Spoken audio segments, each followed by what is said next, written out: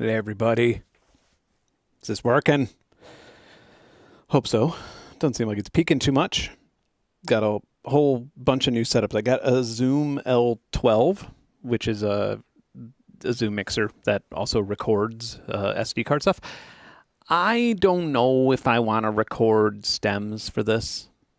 Is it worth it? Where's the camera? There it is. Is it worth it? Do you want stems for this? Is anybody going to use these for anything? You're welcome to. I mean, I guess I will record them if you want me to, but otherwise, I don't care. What else? Yeah, so this is my modular. I probably should have kept some information around. I basically, if you saw my last modular stream, then you would know that everything was wrong. Things sounded wrong. Things always sound weird on a modular, but things sounded especially weird. And for a moment it was fun, but it was mostly just really frustrating. And it turned out that it was mostly being caused by just a power nightmare. It started with a bad Behringer PSU, but then there was like other ones, and I'm not really sure what exactly was going wrong. So I bought new power for just about everything on this rack, on this side here. I bought new power for, and then this one is still using the old, but it's fine. Yeah, and so far it works. But let me tell you a little story that I'm kind of embarrassed about. I'm actually really embarrassed about this. I don't know why I would tell it on a stream, but I guess it's important. So I have a lot of tangents about modular power being completely ridiculous and not safe for your modules. And more importantly, realistically, not all that safe to have on. And like modular synths, if you want to play with them, you have to warm them up. You have to have them on for a while because it's analog, right? So that way everything stays in tune. And a lot of modular people keep stuff on 24 hours a day. In this new studio, I turn everything off, and if I feel like I'm going to be using my modular, then I'll turn it on. Or if I'm doing a video, it's pretty lights in the background with bouquet and everything. But yeah, so if you've never messed with this stuff, you essentially you have to solder something. It's almost always you have to solder something. It uses a lot of old school. Let me find one. Things like this. I guess I could either use them. I don't know what would be better, this or that. Yeah, things like this. And some modules don't tell you which side is negative and which is positive. Some don't tell you which side to put the red stripe on. And if you get that wrong, you could, not only could you destroy the module, but you could also start a fire. I mean, you're creating a massive short circuit when that happens. And it's just not every single modular power pin out fits every single cable. And ultimately, it's just a fucking nightmare. And everything's chained together. That's the worst part. Is like, usually a lot of these power supplies, they'll use things like this. I'll show you what this does. So it'll use, this is not what I want, but it'll use a module that is essentially like, I should have a power module floating around out here. Yeah, no, that's MIDI. I have like a whole drawer full of unused modules here. Okay, so this isn't a power module. This is just a light. But it'll be something like this, right? And it will, let's see what I'm doing. And it will, it'll be thicker. And so you'll plug this into the back of it, and then you'll plug all of your modules in like that on the same power supply. And so if one of the modules, if like this one, has an issue, and by issue, it doesn't have to be broken. Like modules with big LCD screens or big screens, LED screens even, they're noisy. They make a lot of noise. And so you'll have this, and all of the heat on these bus modules usually vents out the front plate. So this gets hot to the touch, like literally, like you will burn your hand touching it. Especially like the IntelliGel happy ending kits.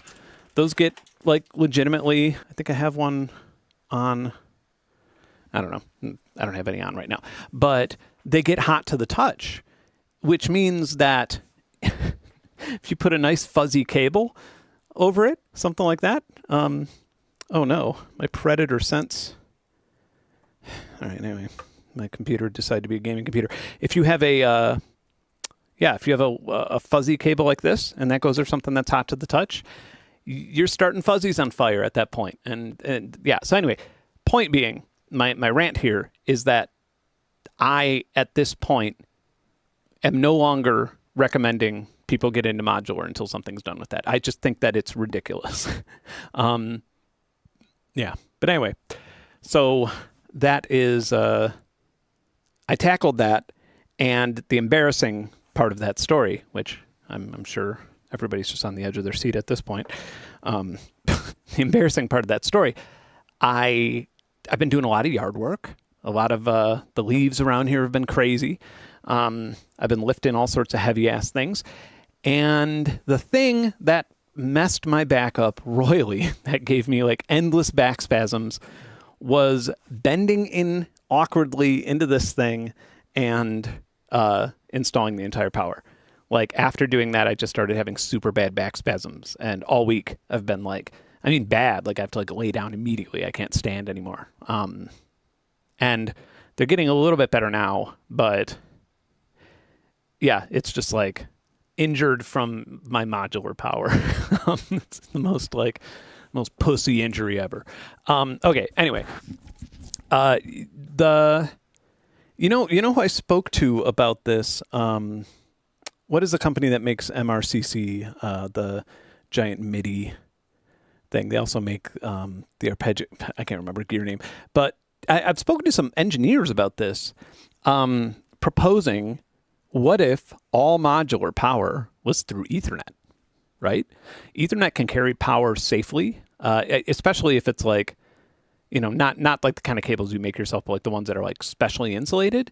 They're actually really well insulated, really quiet. They can carry quite a bit of power, definitely more than a module would ever need. Yeah, and they're like insulated enough.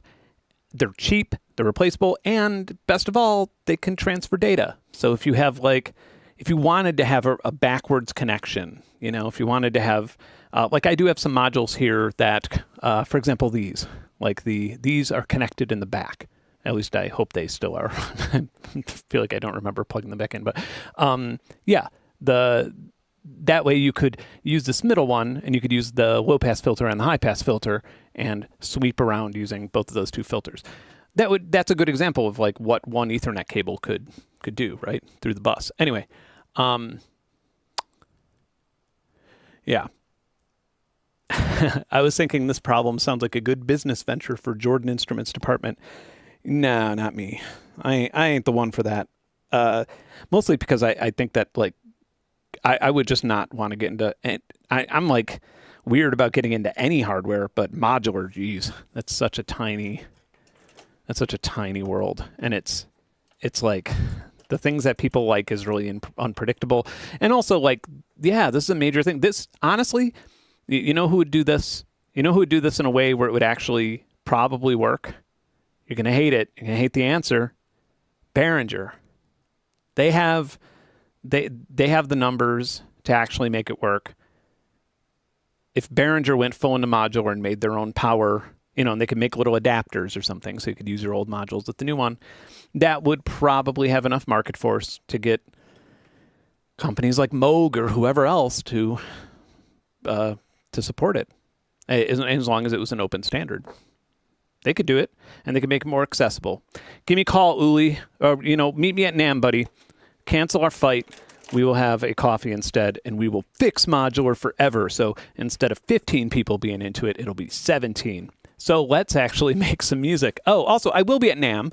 I'll probably have more to say about this in the next 2 weeks, like an actual flyer to show you and stuff. But Cameron, Venus Theory, and myself will be doing a Q&A sort of talk for ImageLine, and then I will be at the Buchla event in LA on the Sunday after NAMM, which is the 26th. And yeah, that'll be fun if it's not burned down by then. And yeah, we'll be there, and we just have a little room, and we're going to try and stream. I hope the internet supports it, or I hope they have enough bandwidth to do it. We're going to try and stream, and basically people are just going to bring us stuff on a little calendar that we're setting up, and we're going to be mix and matching. So reverb pedal with a new oscillator with a new filter, and we're just going to be playing around. And Virtual Riot is going to be hanging with us, and some other fantastic names. So yeah, big week there. Okay, let's get started. I just want to play with maths. Yeah, Conductive Labs, they do it.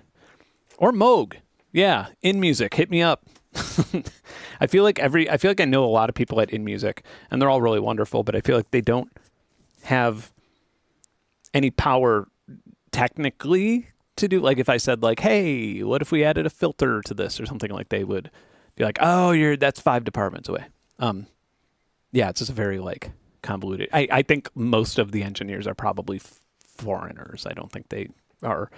Yeah, I think most of that's happening. I don't know, but that's just me assuming, which is not a good thing to do. It makes an ass out of you and me.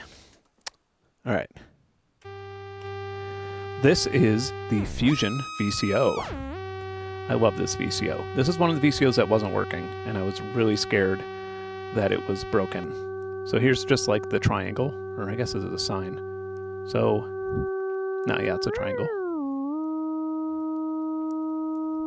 You could change the wave shape. And then you have these subwaves.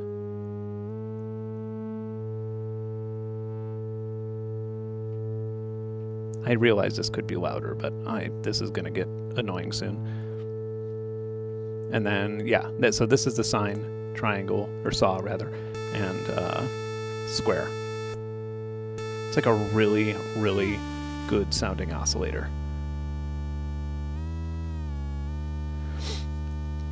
Let's pop some maths in.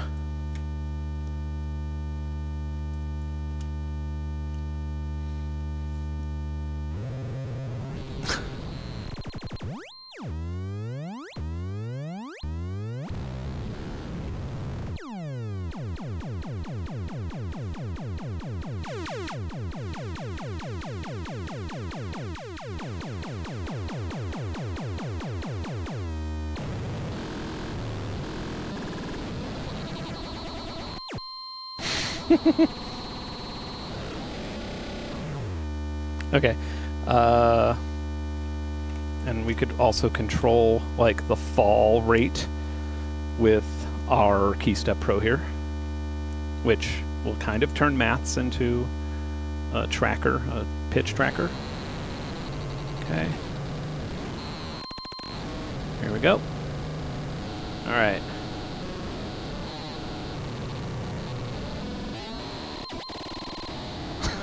Not really a pitch tracker per se. Okay, slow that down.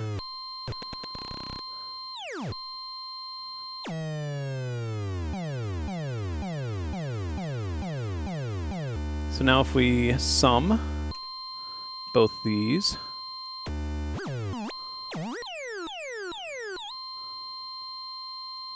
sorry, it's a min-max thing happening here.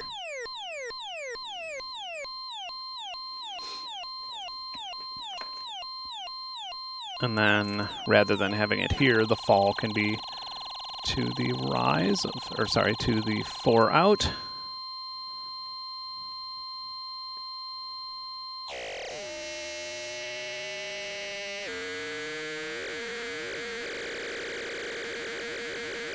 Okay, now here's a crazy thing. We can take the sum of this and not use the Fusion VCO at all, and plug it. Where was that Fusion VCO plugged in? Plug it directly into the output. And it'll be a little bit quieter.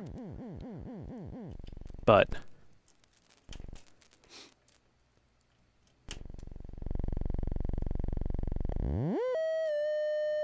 so now we just have our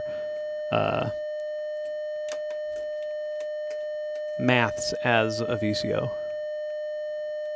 And we could put that through a filter or something. Let me see if I can pitch this correctly, though. I've never been able to really do this.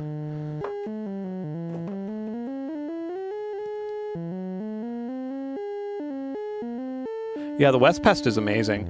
I'm not sure that the West Pest is the best thing to have in a modular stack, though, to be completely honest with you. It is a little silly to have in that way. But I do love the West Pest. It's just like one of those things where I want it to be on its own.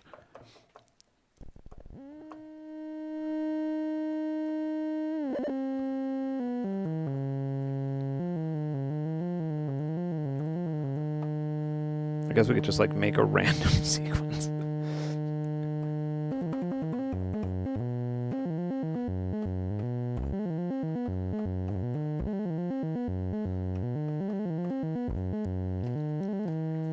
All right. Silly. Get a gate here. Sounds like Arabic. I dig it. Now we could use the other maths as our envelope. And then this can just go right into that filter I was just talking about. And that filter can go out. Actually, let's bring it into a different channel. That's way louder. Okay.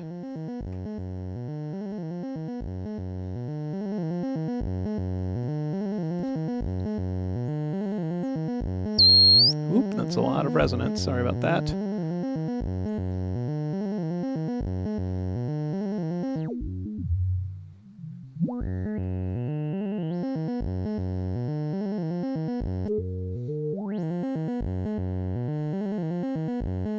Okay, and then this one, this maths channel number 4 out, which is this side, that can control the CV of the filter, which should give us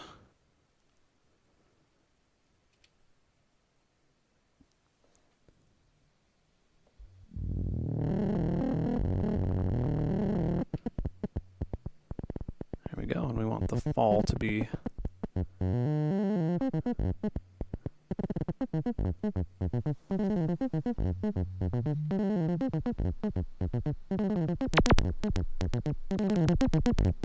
could turn on drive.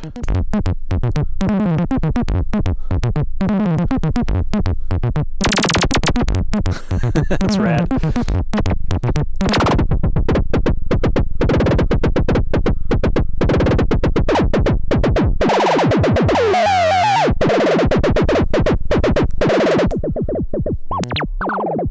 Oh shit! Did you want me to? Does anybody want these sounds? Let me know in the next 10 seconds, and I will hit record on the Zoom, and you will get 24-bit, 48 kilohertz recordings of this. I think each channel will be recorded separately, so you'll have stems, and you could train your AI model with it. And make the worst generator ever.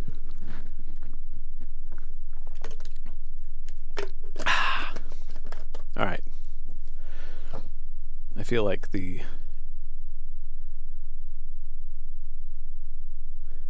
okay. Whatever. I'll do it. No, I won't. No record channel. Oh, I see. Boop, boop. Oh, nice. I could not record my voice. Perfect. Go. Is it recording? Yes. Okay. Cool. Yeah, you could sample these. You could sample any of my streams for whatever you want. I don't care.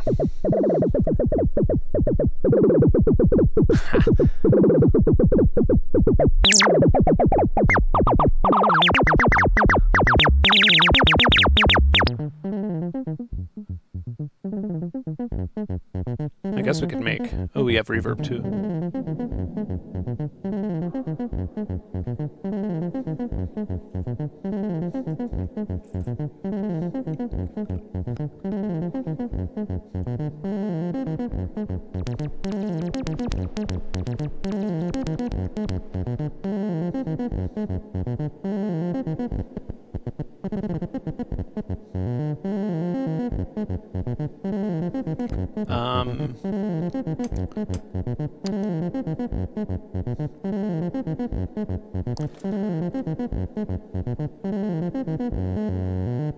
So also another thing to note is that one fun thing about using the maths as an oscillator is you could really make strange oscillator sounds.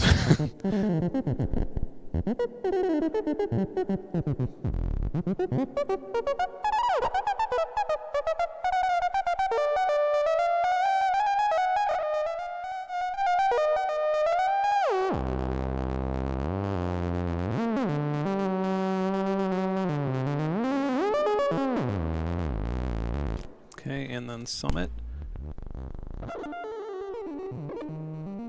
Let's actually go with or.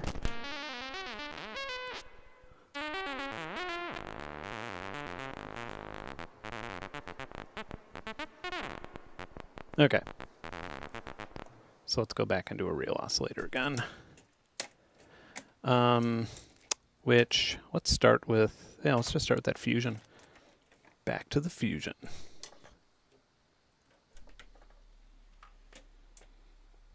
CV was coming from, the gate was coming from there.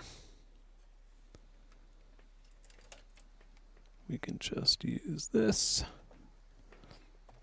And input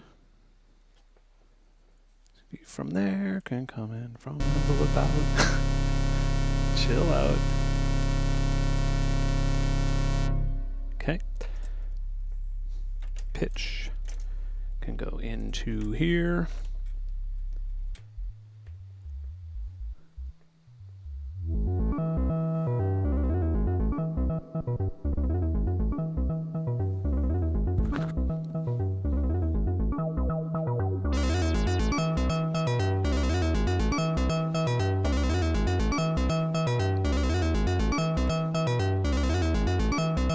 We can bind this to a scale.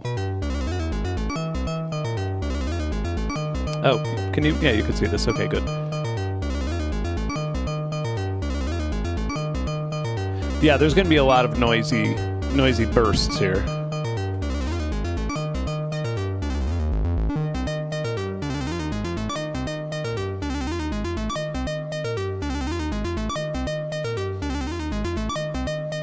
And we could also randomize this.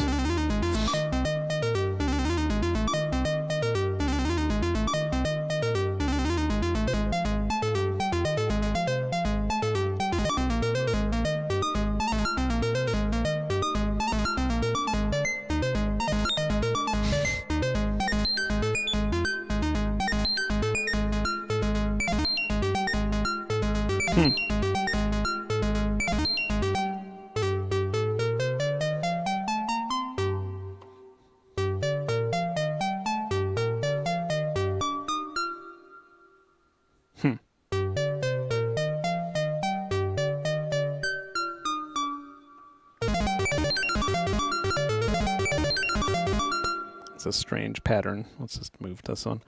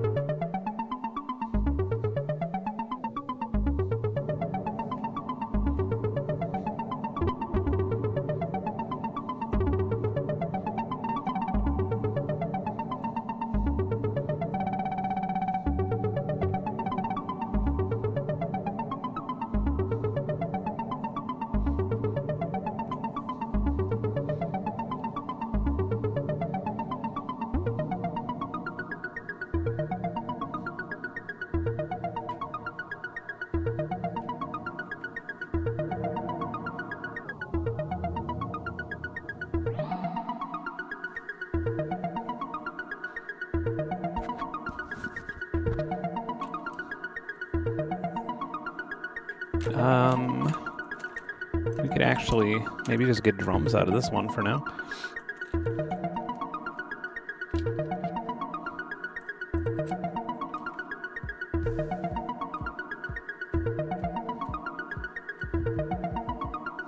Not stereo. Let's fit.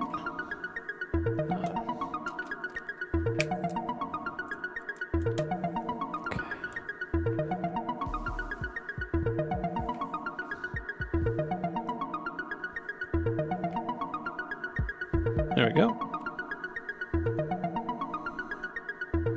Oh, you know what's a good example here? Hear this? That's what a screen does. That's why you don't want this to be on the same chain is something else.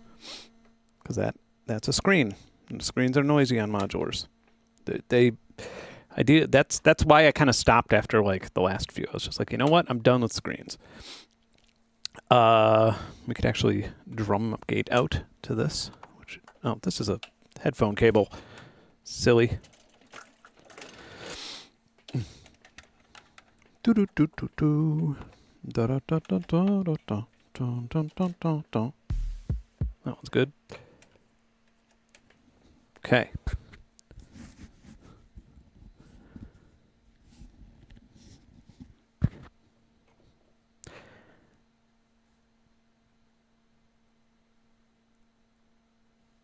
You know what's funny? This is a little bit different than the BeatStep Pro, isn't it? Yeah, the drum gates. Okay, so we just set this to its drum side. All right, got it. Yeah, cool.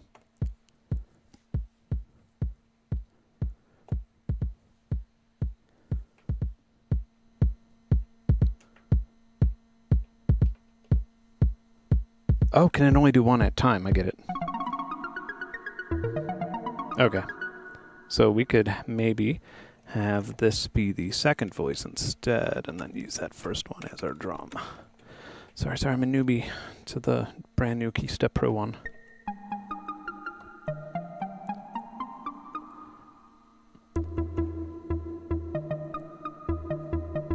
Let me hear these a little bit better.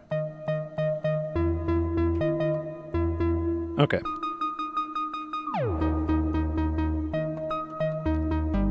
Let's do ourselves a favor first, and if I were a tuner, where would I be? Here we are.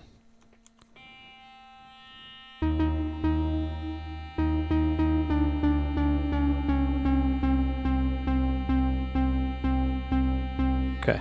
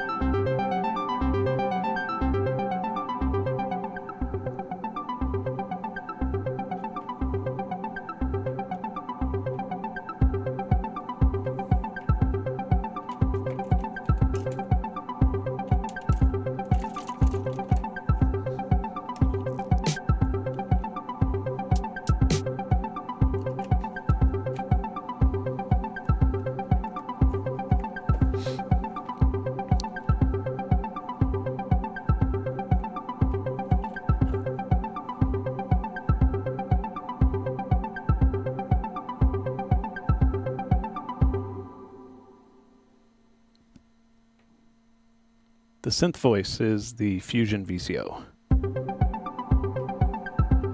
The filter is the Erica Synths trio of the Black's VCF coupler. And there is overdrive on that filter.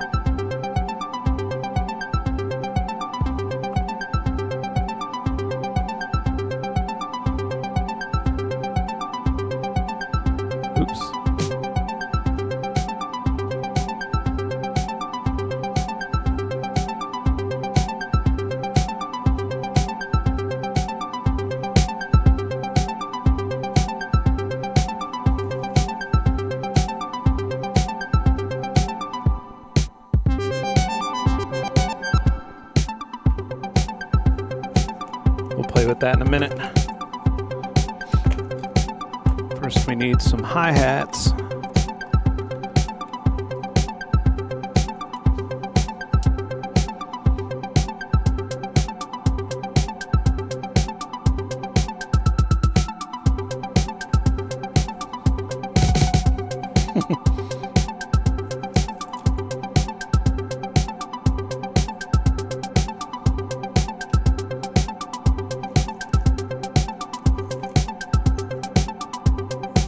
Okay, now I'm going to mute those drums for a second and let's play with this synth voice a bit better. Make it a little bit more interesting. maybe a sample and hold, or we could slow it down to, let's see.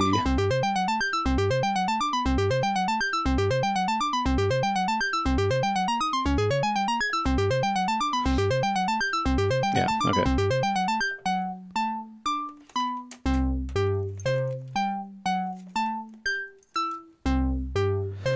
Oh, I have so many sample and holds, I feel I don't know which one I should choose.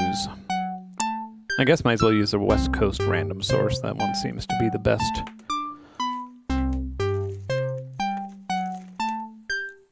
Yeah, because this has, so the West Coast random source is nice because it has multiple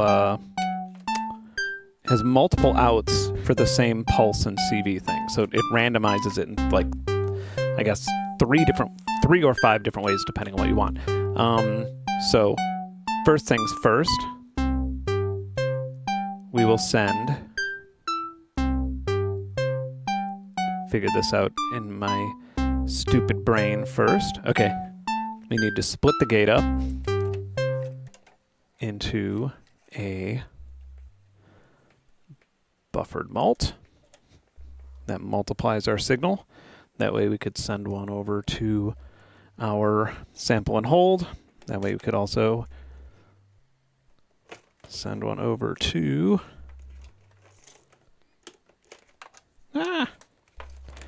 okay. Badam. Okay. Cool. Now our random CV can be from one of these stored or fluctuating random voltages here, which is really handy. And then if we want, we can send one of the sample and hold randoming things to our submix. Let's see how that sounds. How about our wave?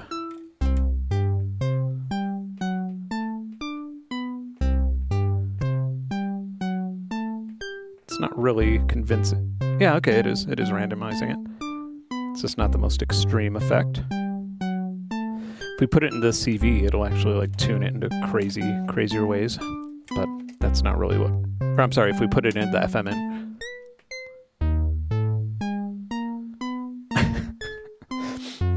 Let's just make that fast really fast. Yeah, so that'll always be different. Okay, we don't actually want to do that though.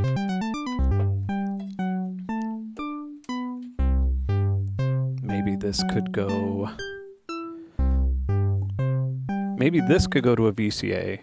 This filter can be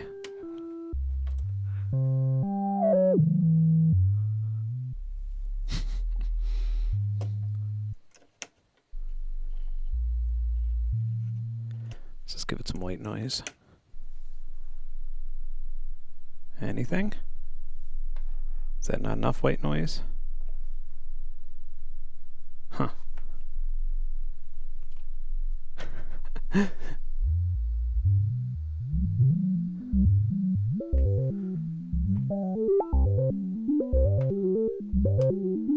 right.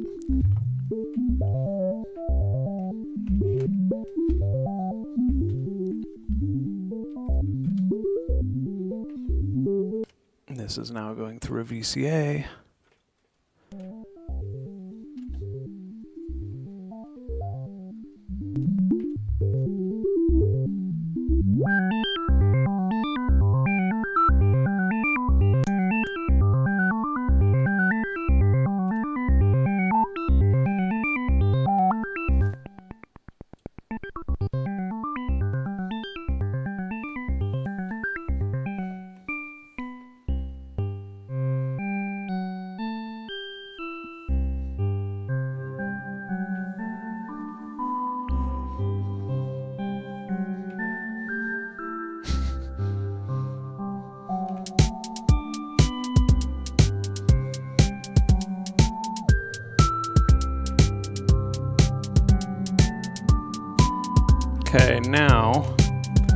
can actually use that FM from an LFO, which would be beautiful sounding.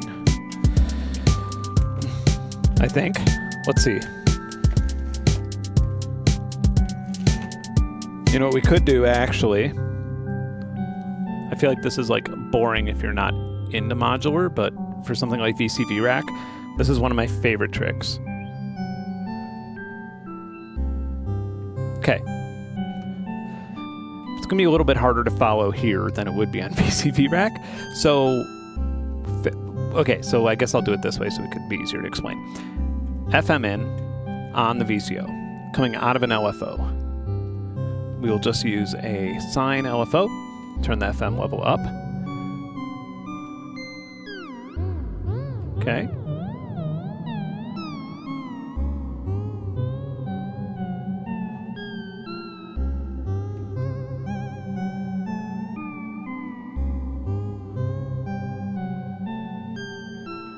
So now we just have this nice like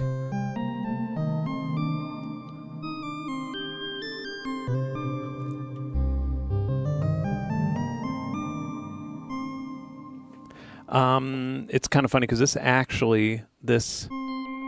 envelope actually does it for me, but yeah, I guess I'll just show you in VCV. Somebody, if you care about this, remind me to show you in VCV Rack. This one I could just gate into it and create a delay. Creating a delay on, yeah, this is definitely, well, it's a clone of like the old Roland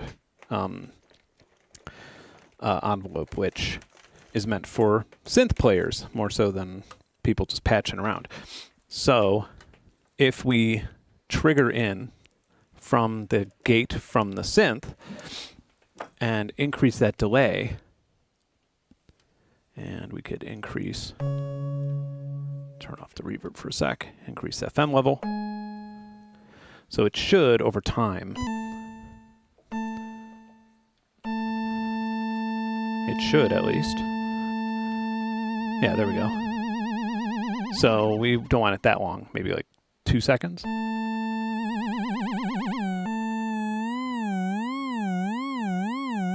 Okay.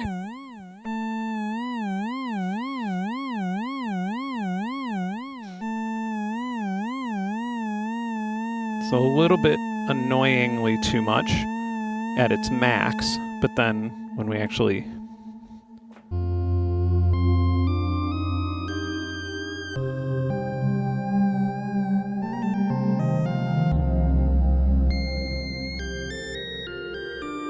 this sounds beautiful if you... Do I have a delay patch on here maybe?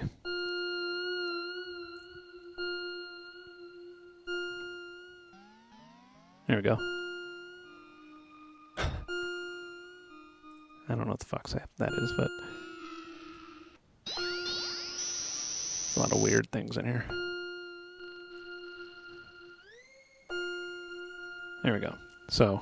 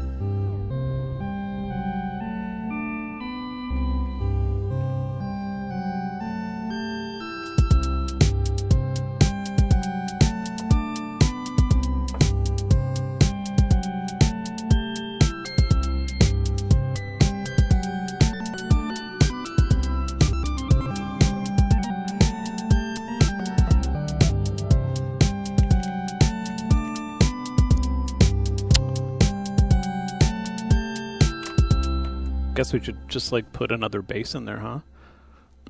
Oh. Yeah, VCV Rack's all right though.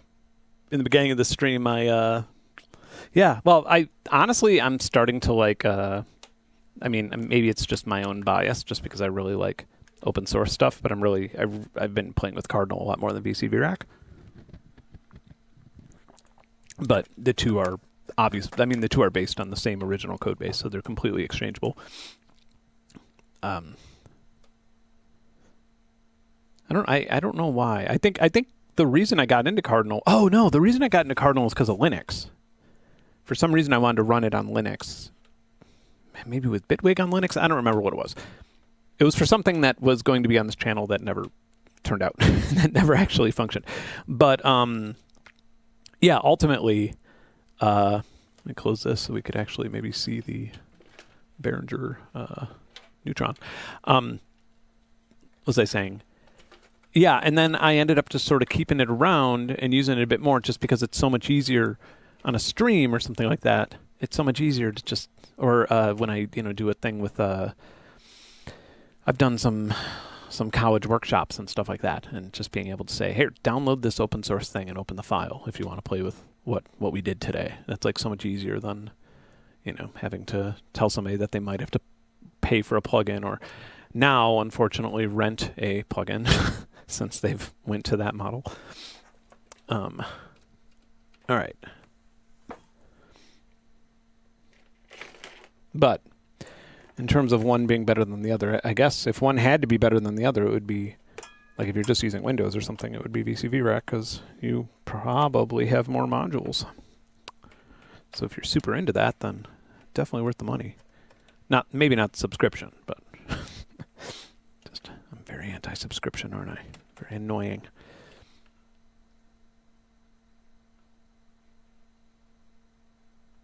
Yeah, I know you could still buy. I think, the rental was like, let's use this. I was going to say, let's use the Erebus, but let's not get too fucking crazy. Actually, it would be fun to just, what did I plug that into? Pitch. Oscillator 1 and 2. I don't think I've really, if anybody can you really see? Yeah, you can see this. This is the Behringer Neutron, but with the alternative faceplate on it. Not for any reason, not for any edgy reason. It's just that the faceplate for the original one is kind of a clusterfuck. And this one breaks everything down into sections and makes it a lot easier to play with. I actually really like it, and I wish that it kind of adapted that from the beginning. All right. I don't know if this is going to work or not. Where were we? Track 3.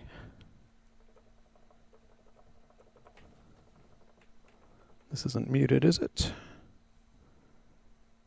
That should be going in there. Okay, we'll get to the bottom of this.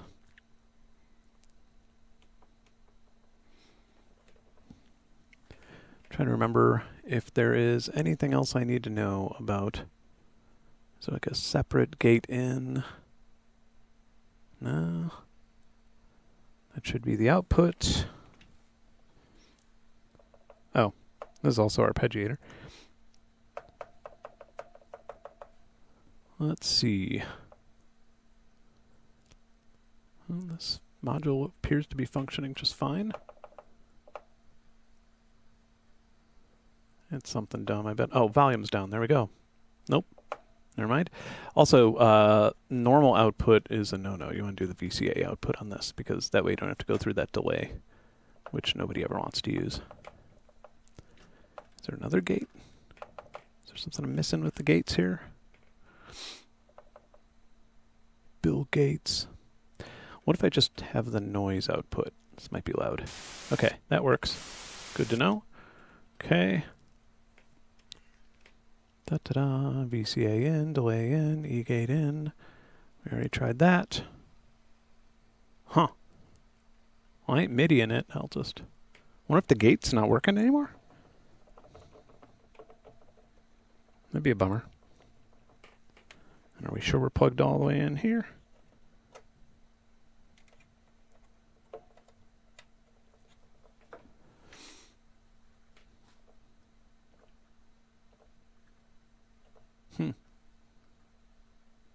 Giving it like 60 more seconds before we give up. Filters open, envelopes open.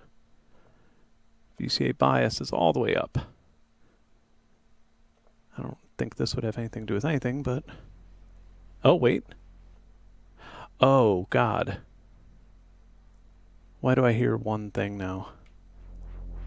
Oh, it's going through that dumb overdrive. Even though the overdrive is outputted here. Oh, the VCA, that's right. I've complained about this with Loop Pop. I remember both of us having a little complaint session where you can't really capture the VCA out without the overdrive, which you don't really want because the overdrive adds tone and character that you don't necessarily want in your... All right. Whatever.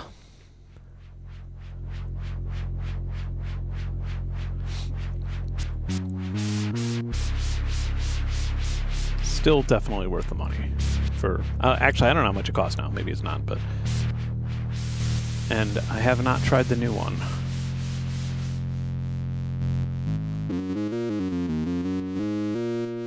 Okay. Let's play a game called Tune Our Synths.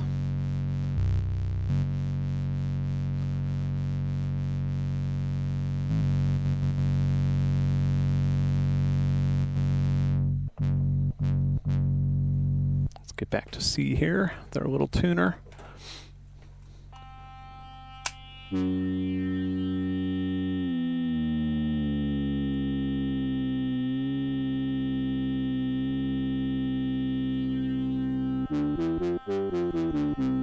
Okay, and then let's make sure that our second channel is still on C. Yeah, close enough. Yeah, that's close. Okay. All right.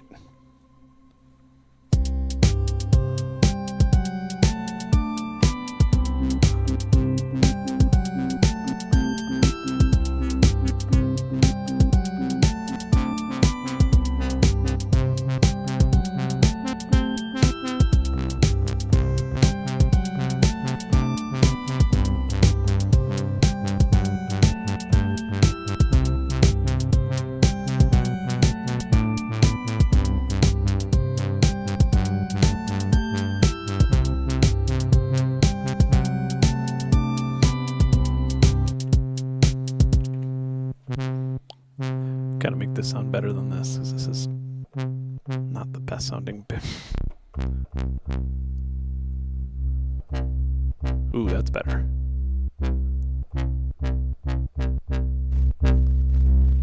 Ugh.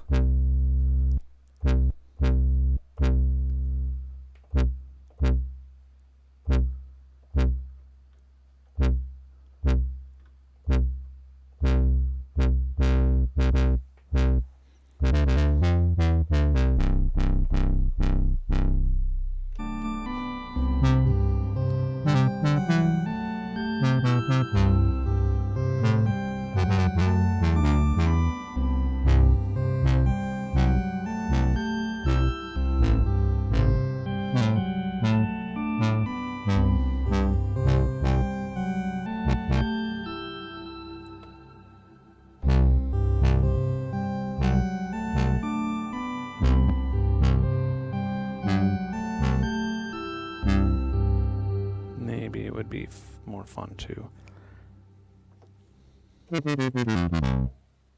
make this a...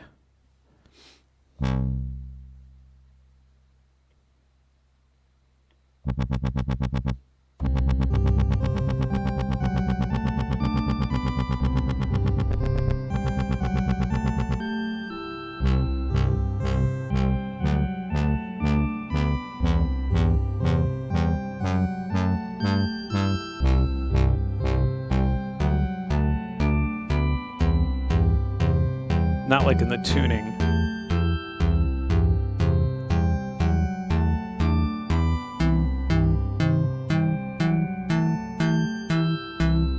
There we go.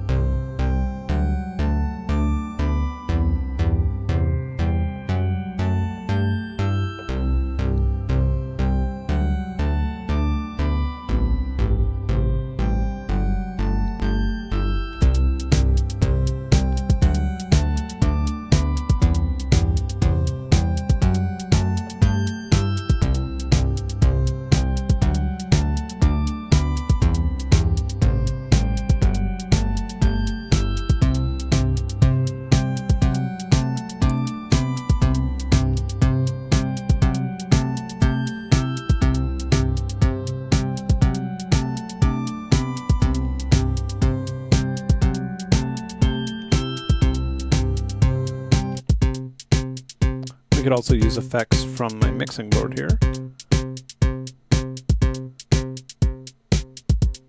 Just go with Hall.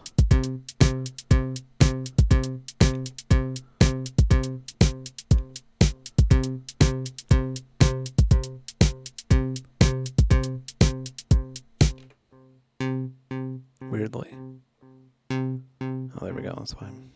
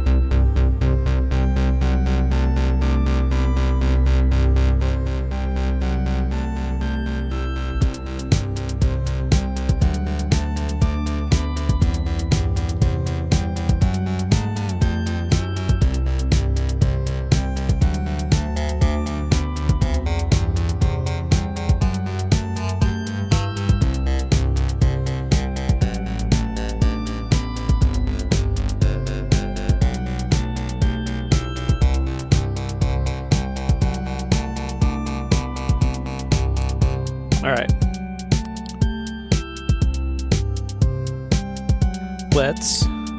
Let's change. All right, what do you want to do next?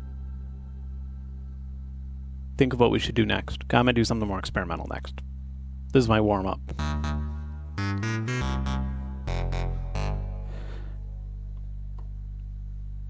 Give me, if you have any requests, give me your requests.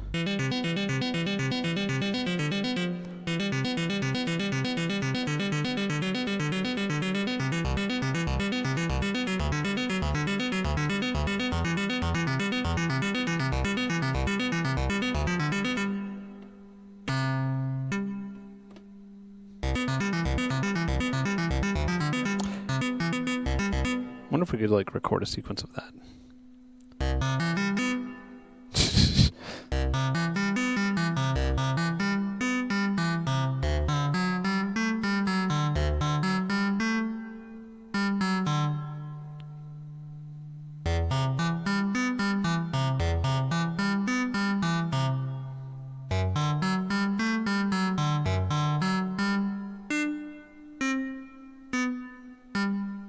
Play it.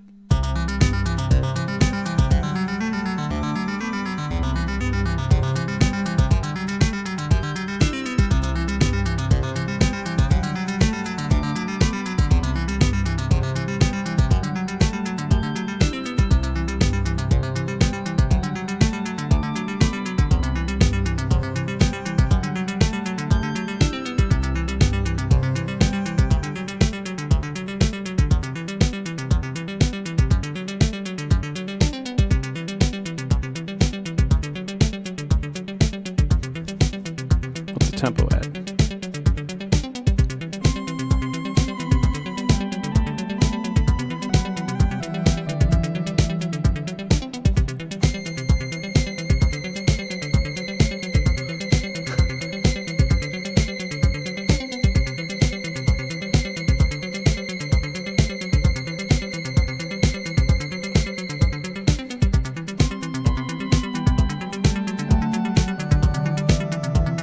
Actually, you know what? If we're gonna be doing that, let's use our Star Lab because this thing is fucking crazy. Right to right, left to left. And this should bridge the output in, I hopes.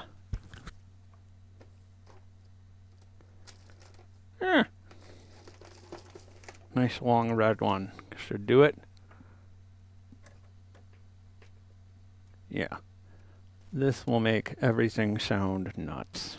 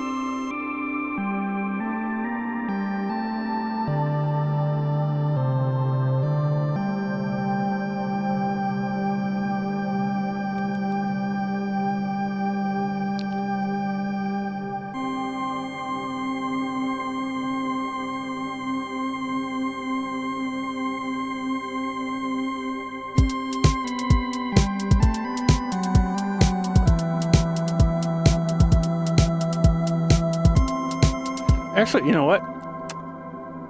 Let's just hook the CV straight up. Hook that CV straight up to the... Do we have a straight... Yeah, the mod out. Actually, I'm not sure that I've configured this correctly, but we're about to find out. This way we could get maximum expression. Not really, but...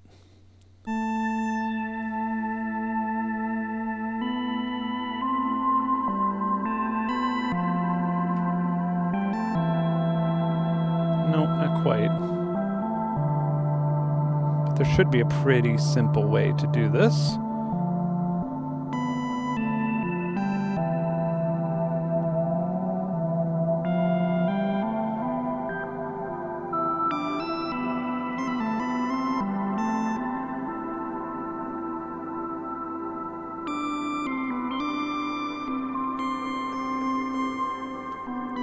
Well, whatever, it's...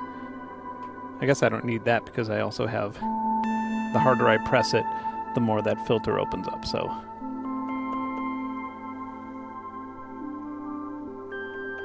And maybe we could also... This is going to be hard to... No, it won't. This should be easy, actually. Let's bridge the... Like, what if we had a rings with this? What if this was like the background of a rings? How like ASMR can I say rings? This is like, what if this is the background of a rings? A rings, yeah, rings.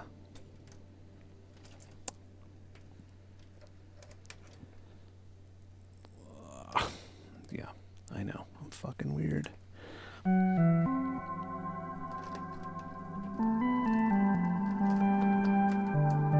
Ooh, yeah, and then the harder... Well, we don't really need splits. I was going to say the harder I press the button could make rings open up more, but we don't need to go completely batshit just yet with that. At least not for a stream. That's more for like, I want to noodle around all night. This is just our pitch out. That's going to go into rings right now.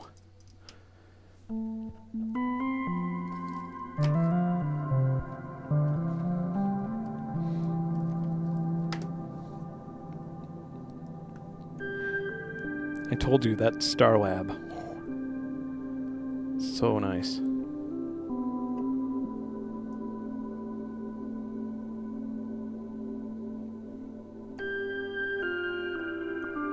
Actually, check this out. And go out of the main.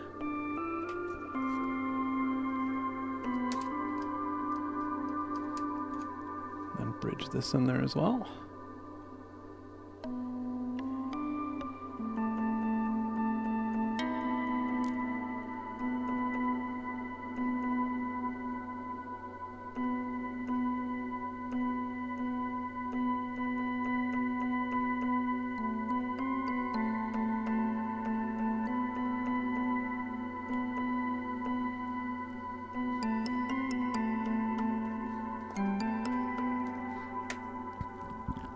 Uh-oh.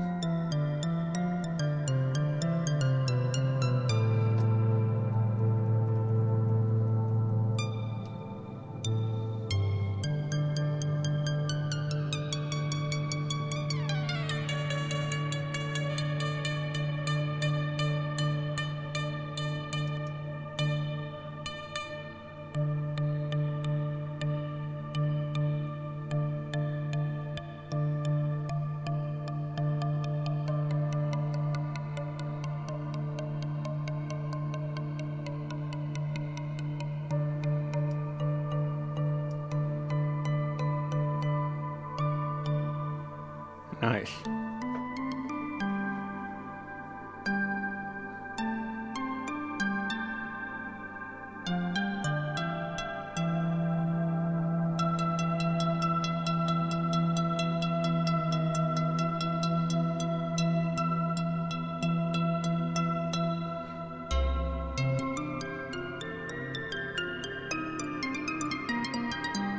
Yeah, and now we have like fake polyphony.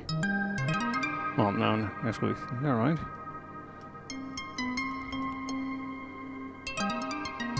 Oh, we don't have our odd in, that's why. Or our even in, rather. Check this out now. This should do it. Ah! little too much.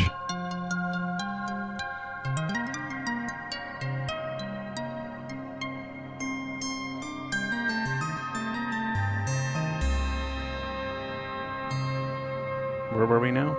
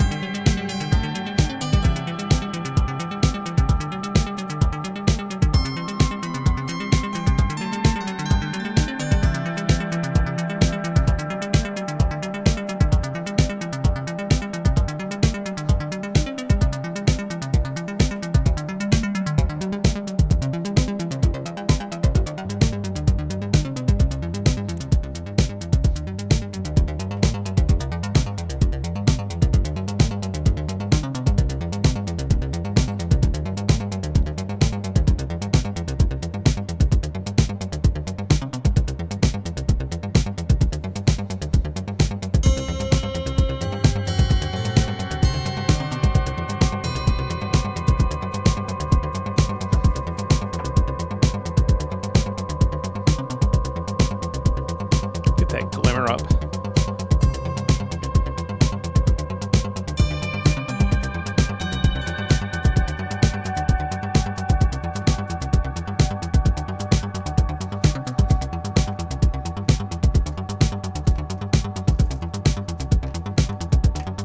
You know what else would sound nice? If we popped chords. That's a new drug I've been doing. Popping chords. Yo, dude, let's go under my house in the crawl space and like pop some chords. Chords is a module. And I am wondering if I could plug it into a filter and have that filter open and shut rhythmically. And that would be cool. And we have one more slot open on our VCA before we've overdone it, before we went too far. So let's use it wisely.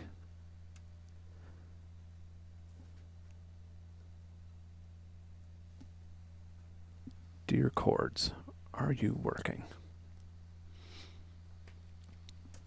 And we are going into a WMD filter, the sadly defunct WMD. There it is.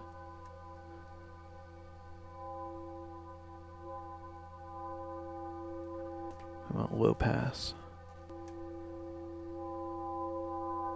Beautiful resonance on this tiny, this is the carbon filter. Might be my favorite resonance. Okay. We're just going to go into the root note, which should be C. Shit, is that actually C? That's pretty fucking close, isn't it? Yeah.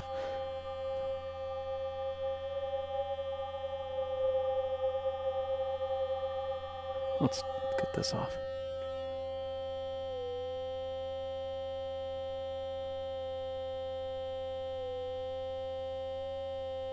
Well, lucky us. Okay, a little too much glimmer and shimmer. Okay, so now we have a third, fifth, seventh, and mix.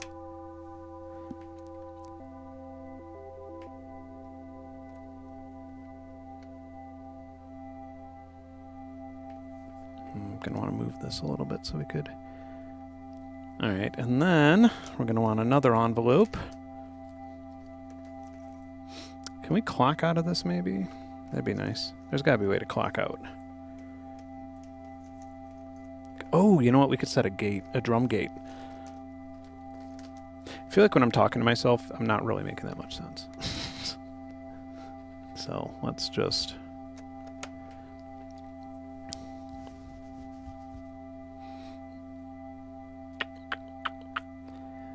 Let's use oh, damn it. I should just use a function junction, but I can't see it due to shit being all over the place. All right. Brr. How about, yeah, let's just use maths as a gate, or as an envelope, rather. That will be triggered by drum gate number 8. We'll mute everything else. Okay. 1, 2, 3, 4, 5, 6, 7, 8. It'll be this one. Is that working? Maybe? I don't see it.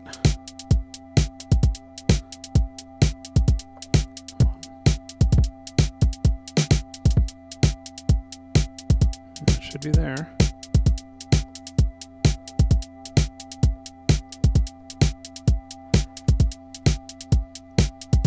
Oh, now I see it. Okay. I was looking at the wrong light, like a dope.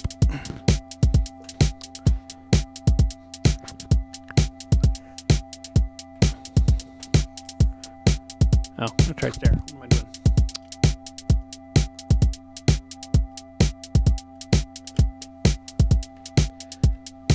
This goes into the octave.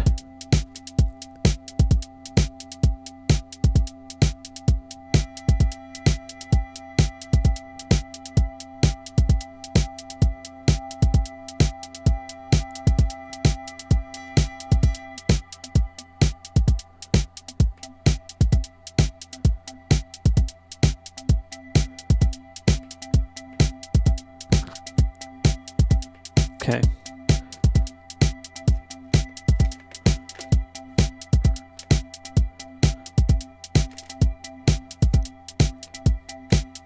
And our pitch out of 4 will drive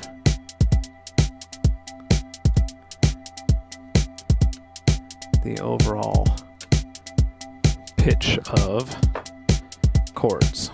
So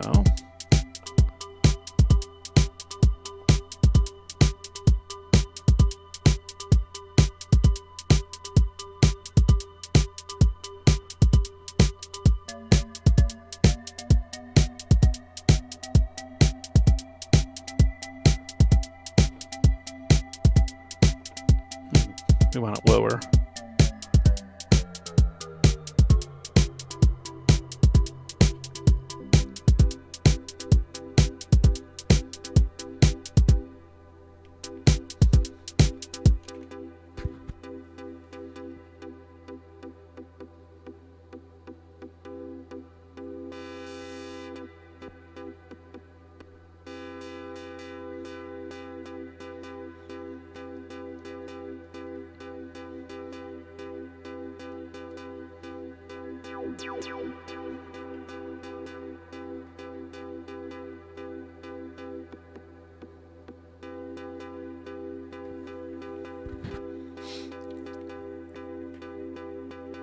Is there a way to increase the input? No. I really want this to be lower.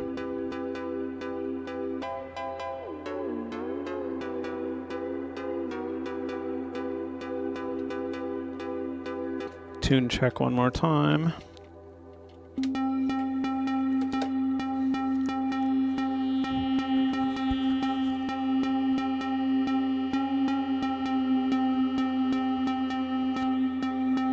Beautiful. There we go. Nicely done.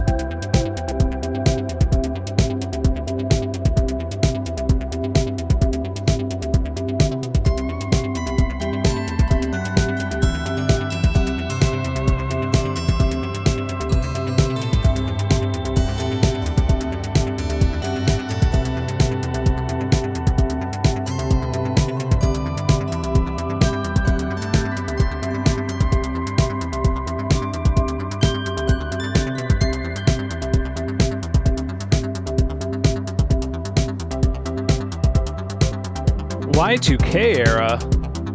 What? This is definitely more... You know what this sounds like to me? I can't think of the name of the band. Well, it wasn't even a band. There's a library track. If you search... You might be able to find a torrent. If you search for Ben Jordan Monday Night Select, you'll probably be able to find a track list and then find the track that way. I'm not going to go into the whole story, but I used to have a residency every Monday night at this bar, and I played pretty much only old 70s library music. And, yeah, eventually made some compilations. And it was funny because I think the people at the bar thought that like a bunch of hipster people would come out to see the flashbulb DJing, but it ended up just being like a lot of like older dudes from the South Side and like hip hop producers and stuff, because it was just like all that sort of music. But on the compilation Monday Night Select, there is a track called Helicopter, and that's what I'm thinking of in my head as my inspiration for this.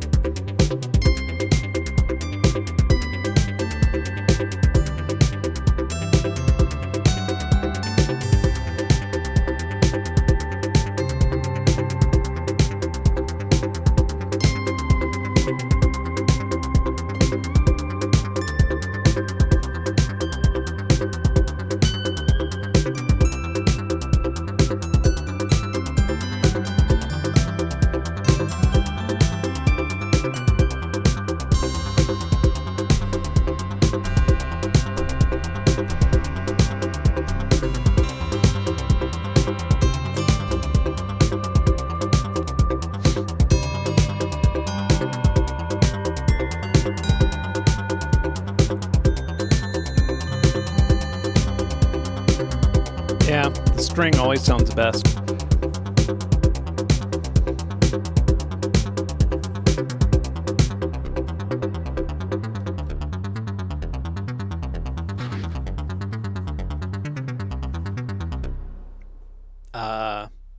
I'm going to take a pee break and then clear this, and let's make a polyphonic synthesizer. I'm also going to press stop on the recorder, or pause. All right, be right back in one moment.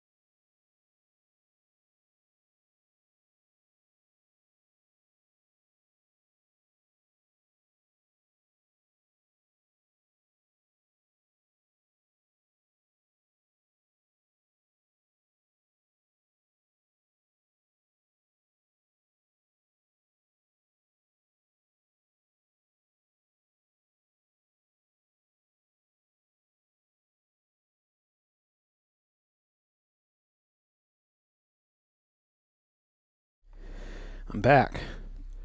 I am back with some Topo Chico. You know, Topo Chico's just too fucking expensive.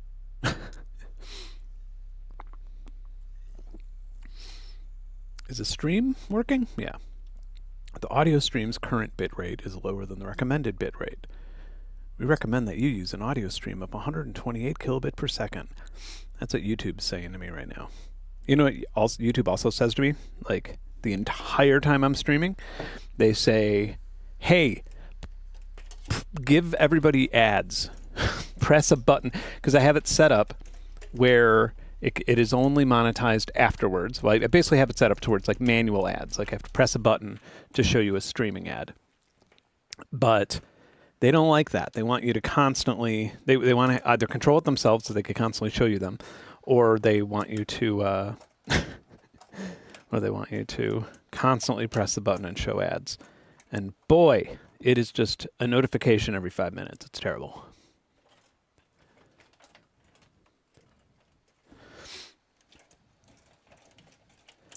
I like the Topo Chico. I like the old Mexican water. It's so, I have my own carbonating machine. I bought one to reduce the amount of money I spend on Topo Chico, which is not that much. I buy like one case every 2 weeks or something. Try to have one every other day. Try to be good. But they are just so good, especially the lime kind. Oh my God. The little twist of lime. Amazing. I could drink this stuff forever. I don't know why it's so good. I was trying to read why it's so good, and I guess that, if I'm trying to remember correctly, I guess this particular, it has something, it's similar to, who's it bottled? It's bottled in Mexico. I believe in Monterey. Yeah, it's bottled in Monterey. And they have a special way of, like they're doing something that nobody else is doing that's just been phased out because it was like more expensive.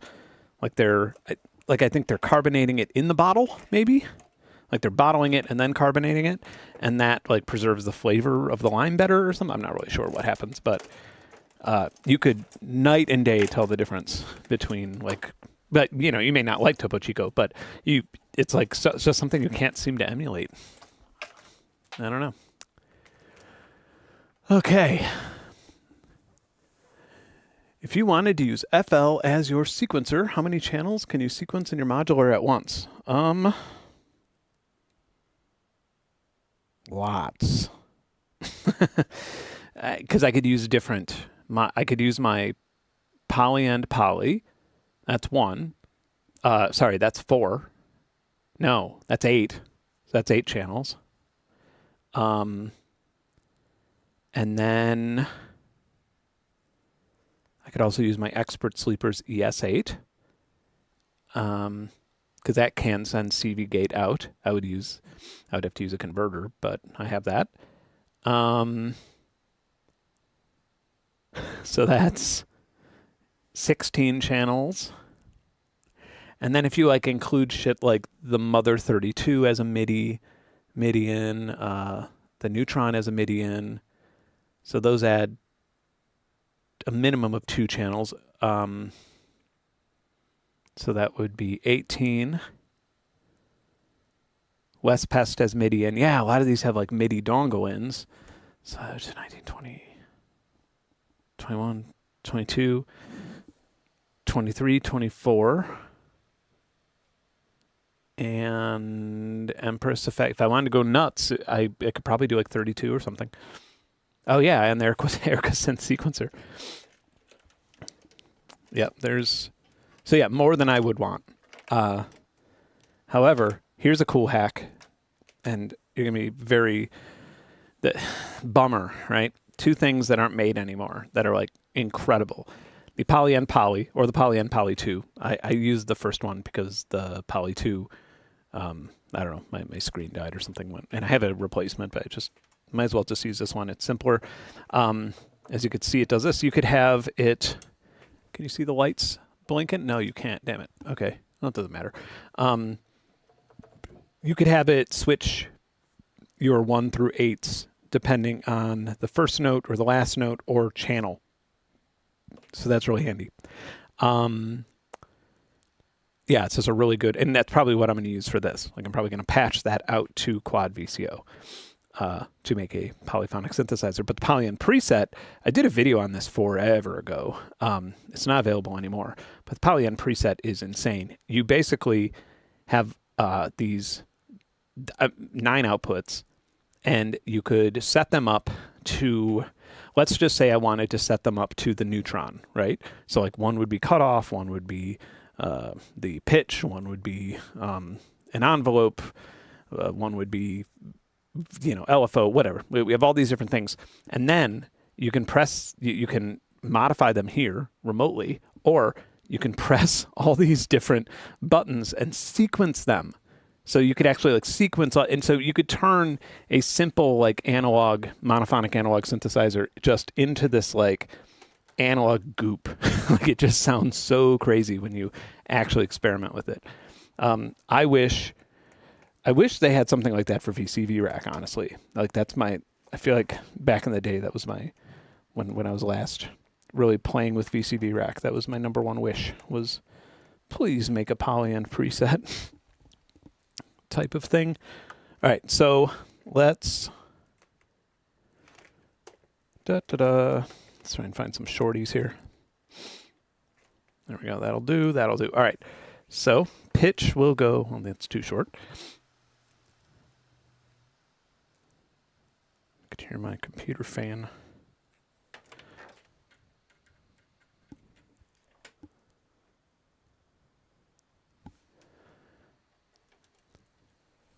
Okay, so this is a Quad VCO. The Dopfer. And it is nice.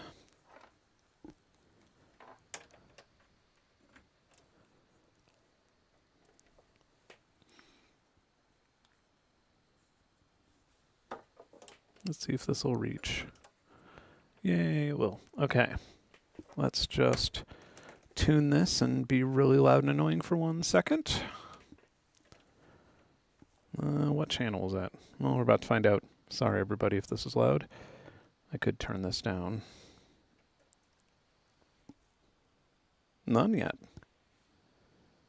Oh, that's because I'm being dumb. That's why.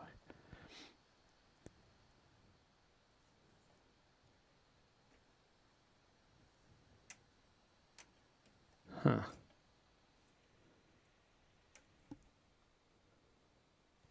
Okay, these are all muted.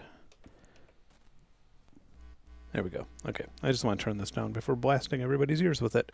I'm going to hit play on the recorder. Okay. Oop, that's why I did that. Better. Sounds like my train synth. Oh, you know what? I just got an email. I wish that I had my computer with me, or I wish I had access to my computer right in front of my face, because I got an email from, I believe Aaron Lanterman is his name, but he has, if you search, maybe you could find it if you search it, he has an excellent YouTube channel. He's a professor at Georgia Tech, and he works, he's a professor of like electronics, essentially, mostly audio electronics. And the dude's a genius with this type of thing, but I was hoping that I could get him to take the train synth stuff so he could make a, so he could do his thing with it. That'd be cool. And he is, so that's fun. Okay, so this can be connected, well, let's tune it first. That's just part of modular, you gotta do it. Okay, first, so let's, or maybe next.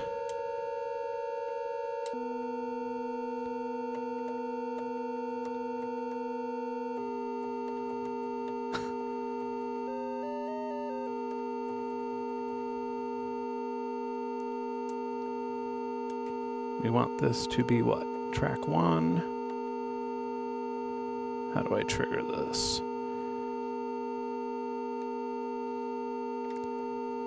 Let me set a MIDI channel. Turn this down so it's not as quite annoying.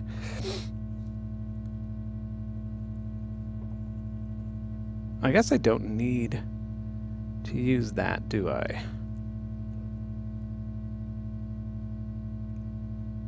I guess I could also project. Is there a setting where I could change my MIDI channel, I wonder? I don't see any sort of, I mean, that's kind of a weird thing that you wouldn't want on this. But what I'm trying to do is control, exit. Yeah, what I would like to do is set this up so it is hitting the main MIDI channel of the Poly and Poly, which means that I would then be able to alternate every single key. But it looks like I can only do it via channel unless I could change my master MIDI channel out here. Fun times. Are you sure there's no master? Just making sure that there is not something I'm missing. I'm not going to manual it.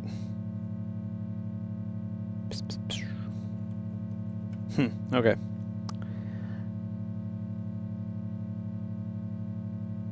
Unless it was control.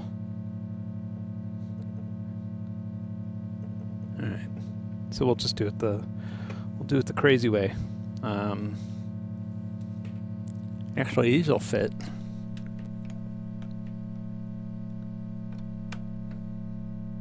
Well, actually, we could do it this way and save ourselves some cables. Sorry to be so, like, dumb and indecisive here.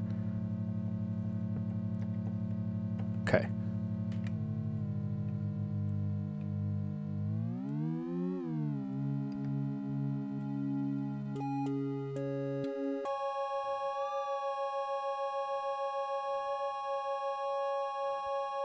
We want all these to be perfectly aligned with barely any. There we go, it's about as good as they'll get.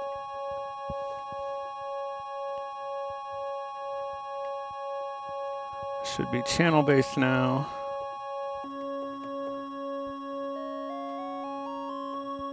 Okay. So, next up, we are going to want to set this up into a quad VCO with each voice being a different VCO, and then it gets to not be on all the time. Sorry, VCA. Whoops. Then it gets to, yeah, we get to actually tell it to shut the fuck up unless we're pressing the key. We are essentially building a polyphonic synthesizer. It's just that the controller is going to be a little bit wonky because I cannot get to the master MIDI channel of my MIDI to CV. But we can also hook it up to like this sequencer, which will be pretty rad once finished. All right. Wonderful. Now, our output can come from here. Sorry.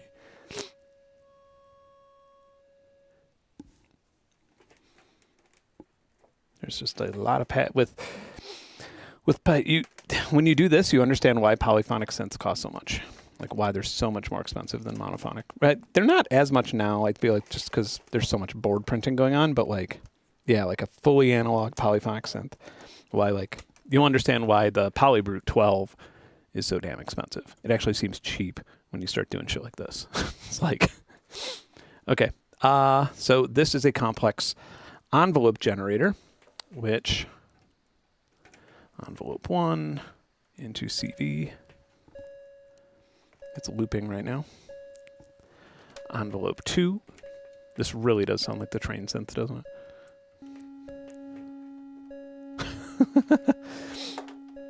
But the cool thing about this is that you can really, so you can create a polyphonic synthesizer, but you can change, you could change one of the oscillators to a saw. You could pitch up, you could octave up one of the oscillators.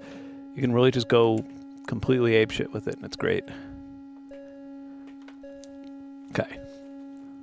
So all these attacks down.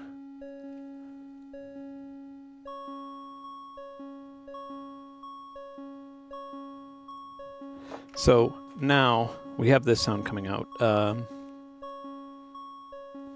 What channel is this? So now I could, like, if I wanted to play a C minor.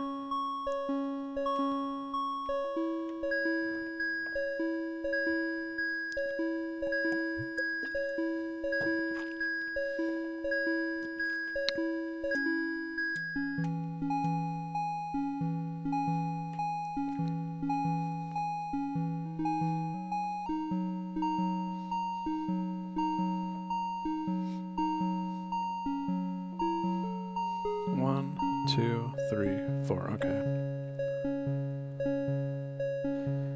And then we can also change the master pitch of the whole thing if we want to. All right, so we can also send these each to their own filters, which, you know, why? Well, because it's fun. I don't know if I have enough filters. Oh, yeah, I do. I have enough filters. Hell yeah, we're sending these each to their own filters. So that's our final VCO destination. Which means that this one can go into the Erica. This one can go into this clone, Roland clone. This one can go into another Roland clone. And then this little piggy can go into the carbon. And now we have to output them all back into the VCA, but that's not a problem.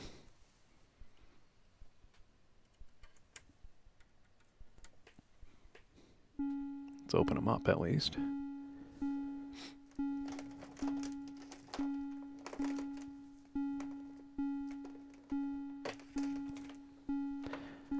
And this type of shit is why I have a modular, to be honest with you. This is why I can't quit, because you just can't do this without one.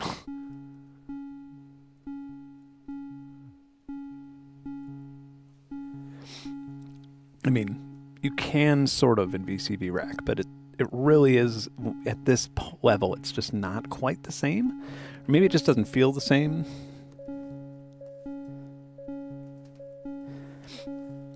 like a year ago, I was over at Jamie Lydell's house in Nashville, and it's so funny because like I was planning on leaving, like I was planning on basically like going there, recording his voice for something, and then leaving and getting dinner or something. We ended up just like doing shit like this all night.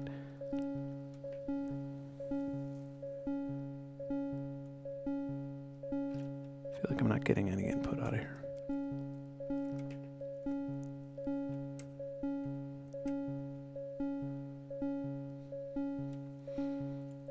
Let's unplug these really fast. Just make sure. Aha! I knew it. That's coming out of here. So that envelope must not be opening up entirely. It is. Huh.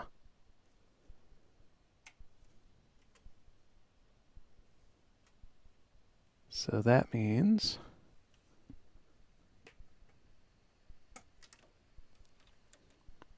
oh, that's my problem, I think.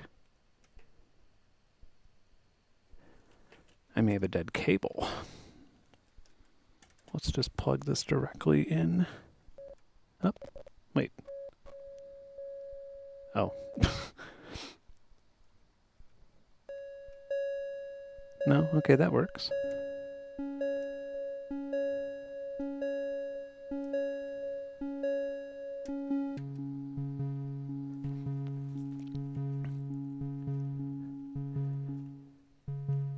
Basically, these are all triggering one after another. You can chain them in a really weird way. Yeah, they're all.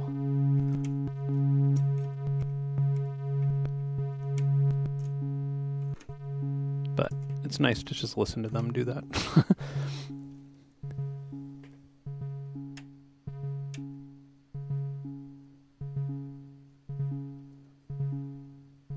Okay.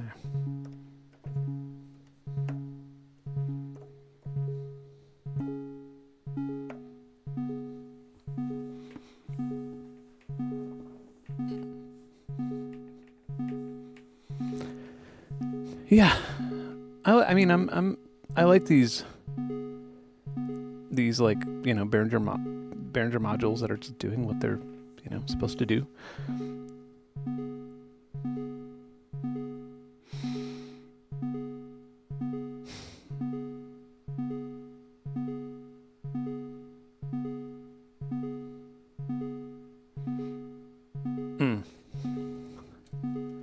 I'm fine reconciling with my errors here. Huh. Yeah, we're still not getting an input. Oh, again, I'm being a dumbass.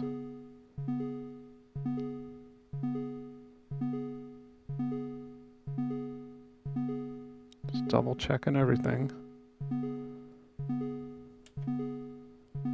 Okay.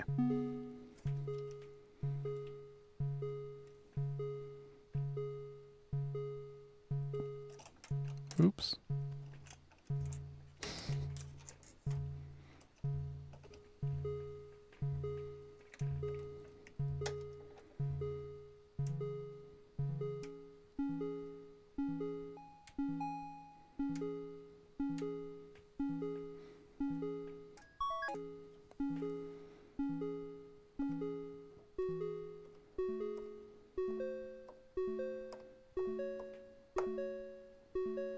Okay, and then we're still missing a voice, and that would be this one, which should be coming out of there. Now we can switch up our oscillators too, meaning that like we can just swap out a sine for a saw. So let's pop a saw into here. There it is.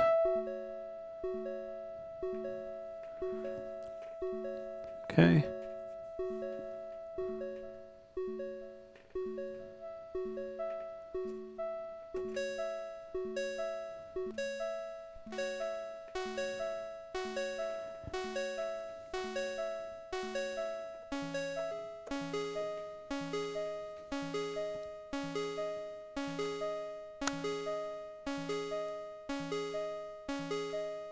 I'd like to, I mean, I guess I will play with the grind if I'm going to NAMM. Might as well, right?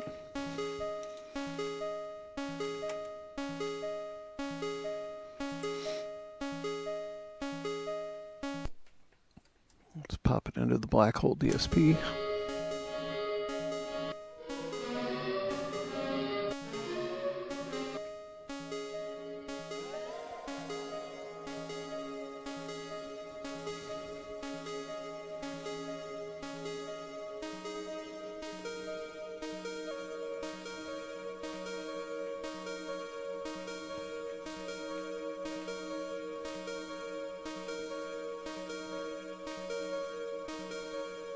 God, there was a song that I programmed. It's on Piety of Ashes. And there's a song that I actually programmed like this. Like, using a BeatStep Pro, all the channels, and doing it in this like half-assed way on the modular. But what we can do is time divide all of these really slowly. And then turn our project BPM down.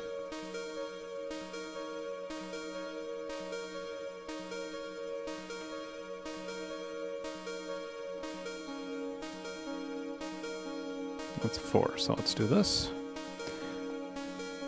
So C minor,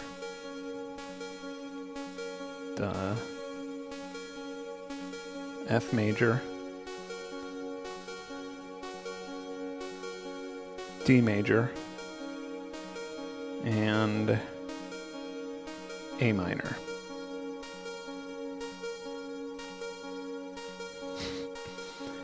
C minor, F major, D major. I feel like a number station. All right. A minor. Okay. C minor, F major, nope, F major. So I'm figuring out the inversions. D minor, D major, and A minor. Okay, this is where it gets tricky. C minor 7. I hope this works nicely. F major 7. Thought about going 9, but let's not go too crazy yet. D major 7. And A major 7. Shit. All right, let's see if I actually did this correctly. Wish me luck.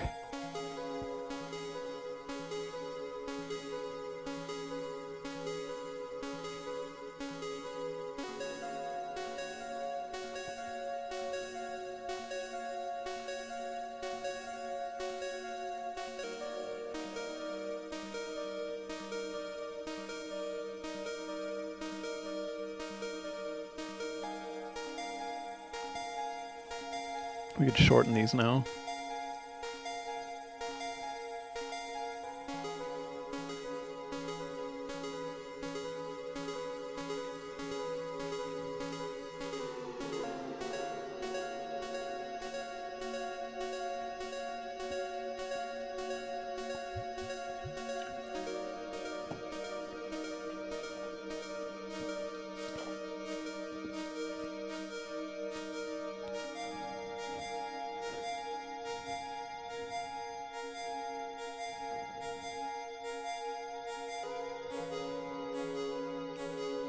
I mean, why are we not using the Star Lab if we have this creepy chord sequence? I don't know why I chose that particular chord sequence. BRB on that one. All right. Much better.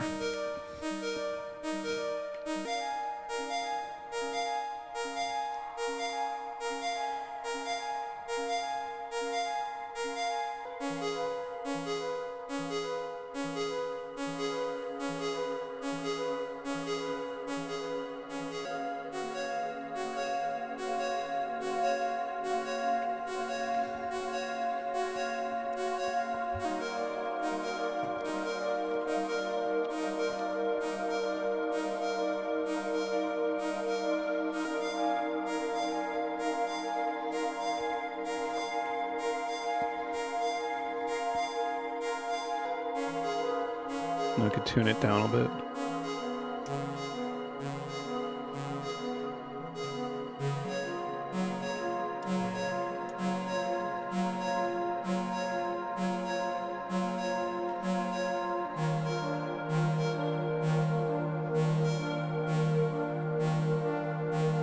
Oof, that carbon filter sounds so trumpety and nice. Turn the drive on this one.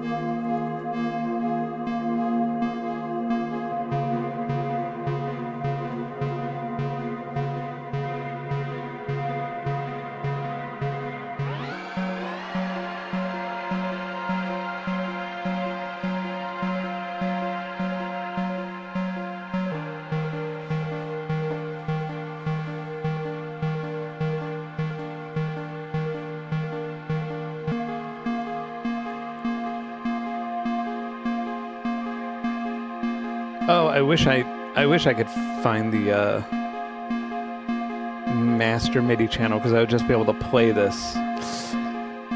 Maybe that would ruin it though. Maybe it would just be too much for me.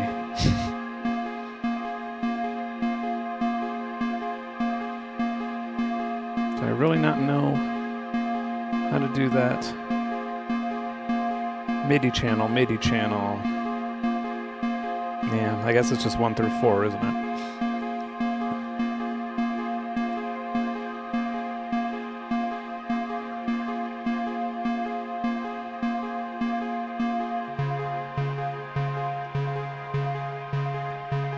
Let's make something a little bit more interesting sounding, or beautiful sounding maybe.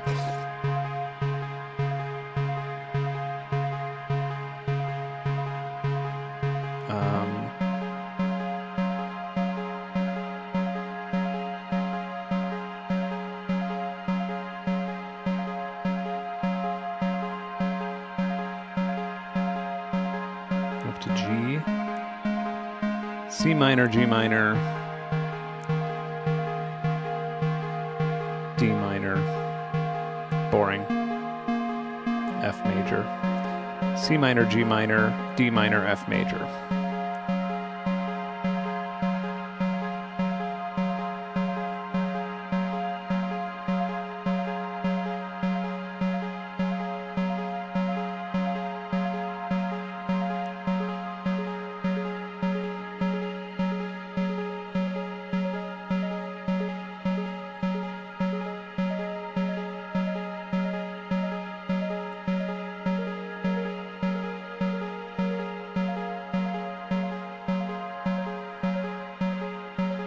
Go up to some ninths.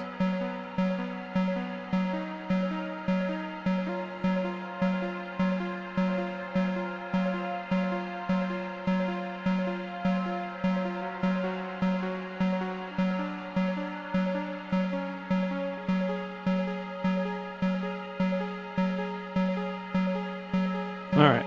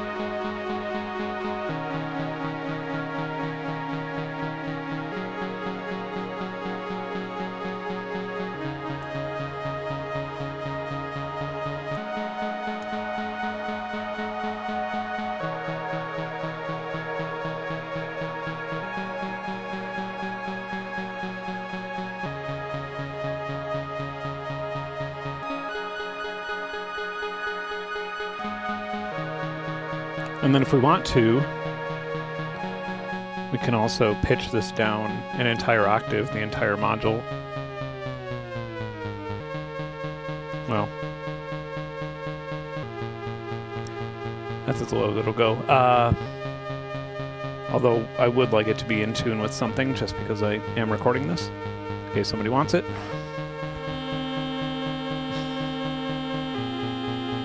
There we go.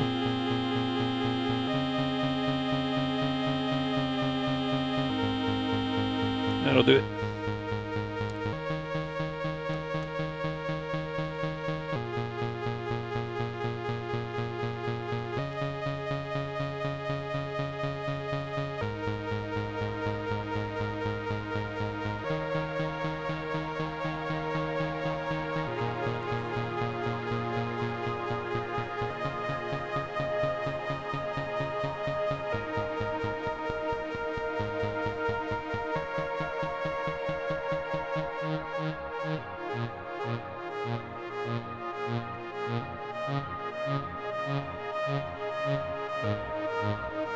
Okay, next up, one last thing. I want to put this entire shit through a filter that opens and closes slowly. That would be nice.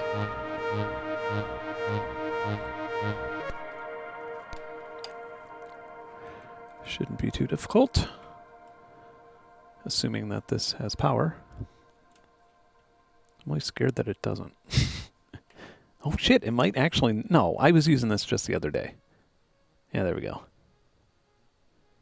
Why is it so quiet? Just going into the Pittsburgh Instruments one. Oh, that's why. I think. Weird. Plug it into here. That's better. Weird. This module may have met its maker, I think. That's okay though. We have plenty of filters we could use. Just a matter of which. Could use this other Pittsburgh Instruments one up here. No. I think, yeah.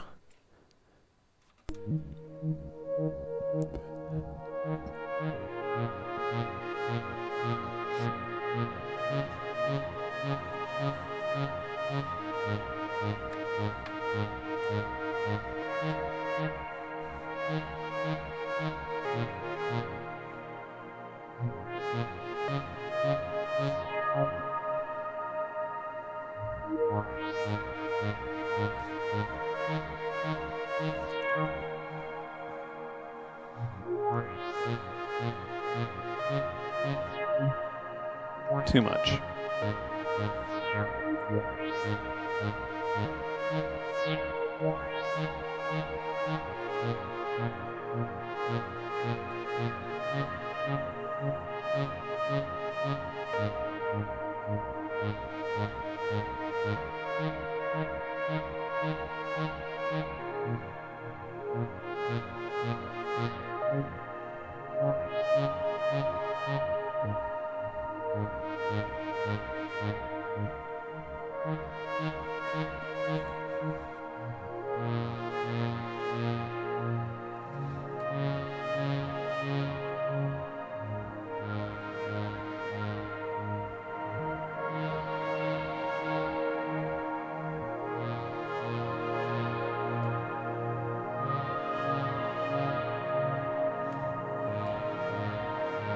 Yeah, I like that.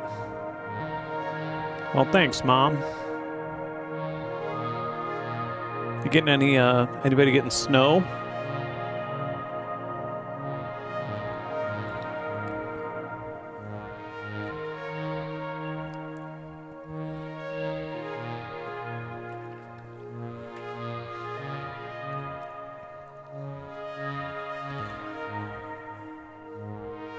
Wow. Guess I'm the only one getting snow.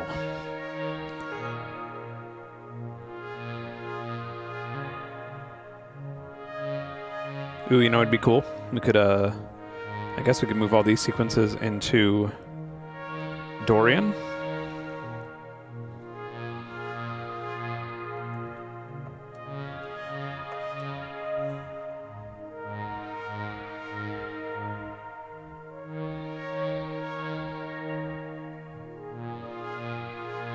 That didn't really do anything, did it? Mixolydian.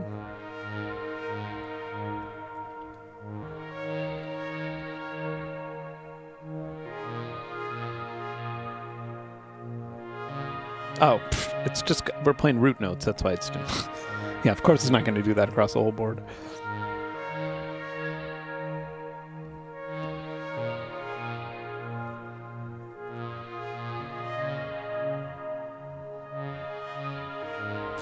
I am,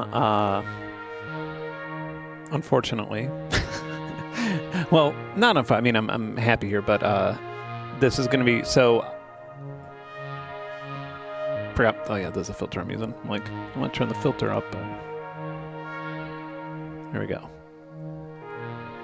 I just want some ambience.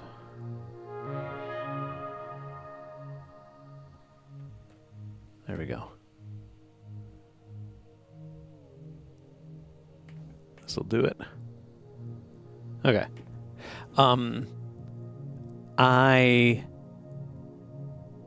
So I live up on a mountain. It's a little mountain. It's not a big one. And I live on the top of it. And then from the road, it's another couple hundred feet up to to where I'm sitting now. And my Tesla lease has expired. And my new vehicle is a F-150 Lightning. So I feel like I really picked a great time to get that vehicle before a freak ice/snowstorm in Atlanta, because otherwise I ain't getting down that hill. I may not be getting down that hill anyway. Yeah, it's funny. I've been kind of just saying like, I'll be okay. I think I'll just ride my bike down. Like if I need to get down the mountain to get to a store or something like that, if the mountain's just frozen over, I guess I have a fat tire bike, and I guess I'll just deflate the tires and down I go. Definitely the first snow since I moved. Usually here in Atlanta, we only get snow like once every 2 years. But up here, it is a little sketch up here. And I feel like if the wind is 15 or 20 miles an hour in Atlanta, which isn't that common, it's not a super windy place, but if it is, which is, every now and then it's like 30 or 40 up here, just because I'm getting hit with, the biggest issue, oh my God, I felt so terrible. Yesterday, I was just I'm working on a video, trying to get a video done before I leave for NAMM. And working on a video, and I like ran in and like grabbed some food, and my chickens were just like, dude, Ben, yo, hey, Ben. I'm like, I fed you guys a bunch today. Chill out. I know you're cold, but you're fine. You got a lot of feathers. You're warm under there. I know what you're heat rated for. You've got a good seal rating. Or sear rating, rather. Yeah, and I'm just like, guys, shut the fuck up. Like, leave me alone. They were so like loud and just whine. They whined. Like, if you've never had chickens before, it's as if you just had a trumpet in your mouth, like I guess, or like a squeak toy or something. Like they're just trumpets. They just go like, like all the time. And so they're following me around doing that. And I'm like, why are they so needy today? And then I realized their water was frozen. And I was like, oh my God, I cannot believe I didn't even think of that. Like, cause I'm like looking up their breed and everything. And you're like, okay, they're totally fine to like 20 below. They don't need supplemental heat. But yeah, so now it's been this like, I rigged up a device to heat the water that may or may not be working. I'm about to find out, because it's definitely below freezing out there now. But yeah, I felt so bad. And then again this morning, I had a little space heater out there, and that wasn't doing it. And so yeah, I de-thawed all the water and gave it to them, and like they all ran over and drank, and I'm just like, I felt so bad because they're obviously getting dehydrated. But one thing that actually kept it wet today, or kept it from freezing for the most part today, since it's windy out, I put ping pong balls in it's like a big giant like 20-gallon tank, and then it has a ring around it where where gravity just feeds the water. And I put ping pongs in it. That way wind blows the ping pongs, it bounces up and down, moves the water, keeps the water moving, and keeps it from freezing. Worked for the most part. I don't think it's going to work as well if the wind dies down though, or if it gets like in the teens or something. So Cody from Cody's Lab just posted a video about defrosting his chicken's water. Solar-powered chicken water de-icing. That sounds like right up my alley because they have solar-powered doors. They have solar-powered lights in there, like that are just on a battery, obviously. But water de-icing, that's like 150 watts. It's a lot. I'm trying to like slowly solar power the studio here. Not the gear yet, but things like electric bikes are all charging from solar now. Yeah, like any electric maintenance equipment, like I have an electric zero-turn tractor. That more or less is mostly getting solar charged, which is nice, but not my F-150 yet. That's going to take about 300 panels. But all right, well, thanks for watching. I might stream next week, like on Monday or Tuesday. And I may have a really surprising guest on here who some of you will absolutely recognize and be like, why are you on Benn's channel? And other people will be like, I have no idea who this is. Yeah. I don't want to give anything away because I don't want to spoil the people coming to my house for the next couple days. But yeah. Yeah, thanks for watching. And yeah, we'll figure out the streams. I'm just saying they'll likely be in the coming weeks. They'll be in different days, and they'll be very awesome. I guess, yeah, let me tell you really fast about some other people. Patrick Boyle, he's a YouTuber who I'm a huge fan of. He's an economist and a professor, an economist professor. He, I believe he's from England, but he is in Houston right now working temporarily on something. And in like a week and a half, I'm going to be in Houston. And I don't know if it's going to be able to be a stream, but I'm definitely going to film some stuff talking to him, hanging out with him. And then we have a NAMM stream. So we have a lot of cool... Oh, and Miss Crystal. I'm going to be in Scottsdale, Arizona. And I will probably do a stream with Miss Crystal and her husband and her crew, which will be a lot of fun too. So it's going to be really cool. And I've been doing a thing now where like anybody who asks me to be on a podcast, I'm saying it has to be in person. Like that's just, I can't keep doing, I'm tired of doing like video call podcasts. So that'll be fun. Yeah, it's Jimi Hendrix. His core, it's gonna, just a skeleton. Wonder how tall Jimi Hendrix was. Well, yeah.